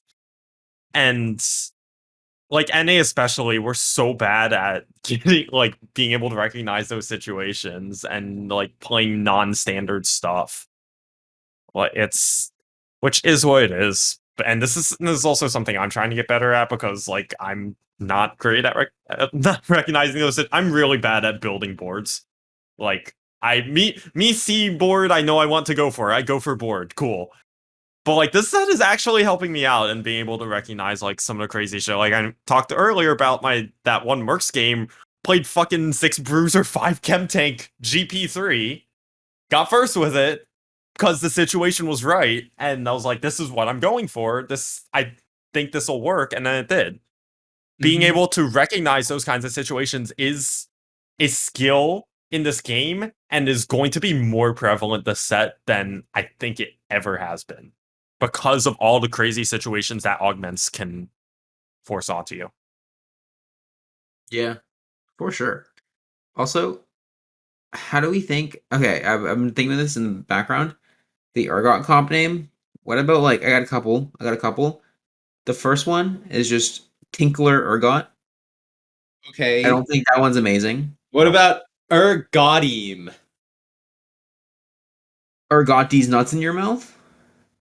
Yeah, Okay, so yeah, that's been the Triforce yeah, Tactics podcast. yeah, No. What about like yes, yeah, pixie dust name for yeah. a drug? Actually, Or got my dick in your mouth. maybe just Urgot. Urgot. Maybe just Yes! Urgot by the name. Urgot these nuts in Yes! your mouth. That'd be Let's good. Oh my I'm go! down to god. just make that the com name. It's Oh no no no no no no no no no. UGT Yes! UGDN. Wait. IYM. You Udgium. It's probably easier to say forgot, you got my forgot, dick in your mouth. forgot these nuts on your chin. Forgot these. Yeah, yeah. UDNYC. There we go. Uh, Yeah, I guess that's just that. Maybe that's what we go with. Let's Okay. go! Is What a pixie great dust a name. drug? Can I say? Because like he's just sprinkling, you know. He's like the salt guy. Is the salt guy comp? He's just going. You know, he's just like sending little magic bubbles at everyone. Is that a drug? what I color think is pixie dust is a name Urgot's? for a drug. What I think it color is, are dude. Urgot's Pretty pubic sure his name's like hairs? meth or like This is crack actually- cocaine. What color are buns? they? This is an actual question. Like his They're- shots. I think Oh, they're like orange. Close enough to golden. It's golden shower now. Just we can't do golden shower. yeah, no, that's taken. That's taken. That's taken. Well, And- no, golden yeah. shower's gone. We can have a new golden shower. My mind's been in the gutter for the past 2 weeks. It's bad. That's fair. That's fair. I guess we'll just go with got these nuts in your mouth for now, but Yeah, the name yeah, will yeah. probably change as I play the comp and something comes to mind. I will literally splooge if I can play that at some point this set. Has anybody come up with like crazy comp names yet? Because I feel like no one has. We'll get there. Oh, I call Warwick a woo, but that's always been. I mean, that's always been a fucking thing. Like, that's not original. I'm gonna saying as call- if Golden Shower was fucking original. What about Cho'Gath? I also call Cho'Gath. I like nom, calling nom, Nom nom nom. nom, nom, nom, I like nom. calling the Sandra comp July. Why? Because did you like these nuts in your mouth? I did not see that one coming. Why did you not see it? I was like, Mamma I mia! paused for a second. I was like, this doesn't make sense. I was like, oh, it makes complete sense. Makes absolute sense. Oh man, that was brutal. Can that I was Josh just walked right into it. move the kick Appies off the podcast? Any second. Seconded? Okay, all in favor? Appies, you're out. Bye. Should we take some questions on that Yeah, note? we can do those questions. I know Beppo had one Beppo did in that. your chat. Oh, Kevin. Bro, Yeah. asked, what do we think a good top 4 rate and win rate are? Top I four don't- more games than you bought for, probably. I don't know about, at least for like Challenger, I don't know about win rate, but I think my baseline for top 4 is 55. Like, not Top quite. 4 weight is fake news, anyways. I don't know what the numbers look like, but if you top 4 100% of your games and bought 40%, that's probably a good. Well, baseline. yes. You okay, know. What's the What- baseline for good numbers for those? I think the baseline for top 4 is 50, probably 55. The baseline for top 1 is probably, depending on the type of player you are, probably 10 or 12%. I think if you're Somewhere in the really range. good and you're like, if you're like a top player and you're hard sweating, most of the time you should be able to achieve like a 70% top 4 rate. Yeah, I think As long I as you're think- like focused and you're like hard sweating. I think Yeah. the baseline for really good player is 60. I think like each of the increments of 5 are kind of just like how good you are. I think the pure baseline is 55 though. But then Yeah, like I think- pure baseline 55, really good players 60, elite player somewhere either 65 or 70. I want to say 65. 70 is absurdly hard. I wouldn't look at your lol chest and say like, oh, you know, let's say it's at 5.5. Let's say you have like a 55% win rate, but you're like really high challenge or something. Like you don't look at like the overall set thing. I think you look at it in spurts, right? Like Yeah, high challenger for sure. players. Well, I mean, they might not have like an insanely high win rate, but like if you look at their most recent match history, it's probably super fucking high, like top 4 rate. My low It's test like when I hit rank tons 4 at of the end of 5.5, it was for the entire set like 55%. Like Yeah. not an Like, indication of me at that point, but I think at that point, like the past couple patches, it was like 60, 65. So Beppo, I wouldn't look at your like lol chest win rate and say like, oh shit, it's like below 60. I'm a bad player. Like if you're, you know, because you're limit testing at times, you're like, let's say not playing super amazing sometimes. You're up and down. You're up and down. Like when you are sweating, I think you get to a point where you're sweating. You're playing like very seriously. Then you should be looking to see like probably like a 60 or 70% win rate if you are a high challenger, or top four rate, not win rate.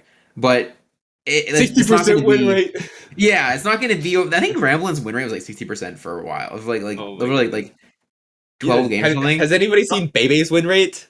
Is it huge? Is it Bebe, 40? I don't know what it is. Let me look at it. Bebe's 30.9% win rate. How many games? 82% top four rate, 68 games played. Jesus Christ. Holy shit. He is actually insane at early He's- set. okay, Bebe is probably the best player in the world at early set. Fine, I'll name drop. Bebe is a ladder god who is incredibly overrated in tourney. What has he ever fucking done in tourney? That's true. Bebe hasn't He done much. didn't he not wake he up in time for one of them? He Yeah, actually he has didn't not wake done up in shit in time. tourney. Like That's what he he's like did. he's an early set ladder god, which is impressive. But is he an elite player? I wouldn't say so. Because he doesn't do if he pops the fuck off in tourney this set, like I'll eat my words and I'll change my mind. But he hasn't popped off yet in tourney, so I'm not calling him an elite player. And I don't feel bad about like name dropping KR players yet, unless I cast them at Worlds, then oh god. But also I'm not casting him. You're actually casting Bebe at Worlds like Okay. how many months now? My path actually, I'll tweet about this at some point to hold myself accountable, but my goal is so start casting set 6, just get the ball rolling, get events. My goal is to cast set 7 regionals and set 8 worlds. Ooh, That's a great the goal. That's the goal. That's a great goal. So I'm putting that into the world right now to hold myself accountable, so I can strive for that. yeah. But big thing is for these players' statistics, right? For yourself, I wouldn't pay too much attention to them. Like, no, I can set 4.5. So my top forward rate was like 55% on my main account, and on my on the same account, I'm pretty sure my win rate was below 12. Let me double check. Yeah, stats are so fake. I feel That's- It's 13%. I've If you're always good at the been game, you know you're good at of the the game. opinion that stats without context have zero meaning. Like what you extrapolate off stats is like based on context too. Yeah. Like so Like Yeah. you'll know, like Abby said, like you'll know, like it doesn't matter what your stats are. If you think you're better than a player, and you like, in your heart of hearts and in your head of heads, that Yeah, I think like so whenever I go on a run and I get to top whatever I think that's when I like a rank 2 run, like I go out to rank 2 like the Queen LP or whatever off rank 1 or whatever, like I will know, I'll wake up, I'll play a couple games and be like, oh, I'm really fucking good at the game right now. And then you just go on. It's like, it doesn't matter what the win rate, lose, whatever is up to then. Like you'll tell when the game just makes a lot of sense. That's what you should be looking for. You should look at that feeling of this game makes a ton of sense, rather than saying like, oh shit, I need to win this game, otherwise my win rate's gonna go below this point and then it's bad. Just like make sure the game's making sense. yeah. And also a lot Click. stats from like recent performance matter a lot more than like overall set. Like I know I'm playing well, not when my top 4 rate is like 60% or something, but when I look at my lol chest and I look at the last 20 and it's all blue and there's one gray spot in there. Like that's how I know I'm playing well that patch. that's how I ended set 5.5. It was all blue except for 1/8, and it made me very sad. It was minus 120. It was minus 106. Okay, that's not. It could be worse. It could have been a minus 106.7. It was really bad because it gave the Chinese player rank 1 for one game, and then they changed their name to TFT China #1. You took it back immediately. Like, no, fuck you, get out. Oh my I had to let myself decay like 200 LP because I thought I played enough decay games, but I didn't. I decayed day I was 2. really close to accidentally decaying out of Challenger. I mean, I That don't was think bad. I didn't decay out of top 10 because I was like rank 11 or 12 when I decayed, but I did decay a day. So I ended the set like rank 40 or something. I'm like, okay, whatever. I like played that the last game I played. I think was the Drunk Dummy Mummy game, and I did that. I like lost a lot of LP because I went seventh, obviously, but it wasn't that bad. And then I didn't. I was like, I think like ranked 50 or like 40 or something. And then I like losing 200 LP. I was like two like 20 something or something. I was so close playing a challenger. A little monka. Not that it Wait, really matters, but I I do think like we'll being just able. watch, I do honestly. like saying I ended Challenger for the past however many sets since set Yeah, 4.5. it'd be weird to miss one, Just but randomly missed one. Yeah, I know, and I know some people don't care about that, and they'll just I'm just the king of the masters. I don't care. Like people know, but like it is kind of a personal pride thing, and it's a yeah, you like see you see the personal growth, you see the I'm continuing this, I'm maintaining the consistency. So it's more of a personal thing than anything, at least for me. agreed. Uh, all right. We maybe have time for one last quick question. I don't think we have any in my chat, Kevin. Is there one quick one we can do from your chat, or are let me we take a good? I look. haven't seen any like questions. Something about eternity for. Did you know if you download TFT Mobile, you can buy the pass for $10 instead of having leftover RP? Question mark. Match. Wait, does that mean you're getting less for $10 or you're getting more for ten Oh, dollars? like you can just get the pass for $10 if you buy it on mobile. So you don't have to Wouldn't buy you like. want the extra RP though? It Isn't it depends ten on if you dollars decide to now? do anything with the RP. Wait, isn't it Don't. $10 though to get like enough RP for the pass plus a little more? Oh, is it? I think I so. mean, if it This is, sounds like a Oh. then it schmoz for doesn't mobile make players. it Okay, doesn't make then Yeah, that's sense. definitely okay, yeah, schmoz for mobile players. get fucked, mobile player. Yeah, sheesh. Sheesh. Sheesh. On that note, I think basically get fucked mobile players. R.I.P. Uh, I think if we are good to go, it's so weird. I don't have a guest because like I don't have to, say any shout outs. Hey, Spicy Can't Appies, you have laugh. any shout-outs? These nuts. Oh snap! I would like to thank These nuts from July. your mouth. I'd like to thank Imagine Dragons, the band. I'd like to thank Because Bear Imagine Grylls. Dragons, he's not. Fuck Bear Grylls. He's a fraud. All right, we're out. Peace out, chat. Peace out, watchers, viewers, listeners. Catch you next week. We'll have a guest on. Kiss a homie, and enjoy your evenings, morning commutes, whatever. Until next time. Indeed. Arrivederci. Is that goodbye in Italian? Bye bye. Bye bye.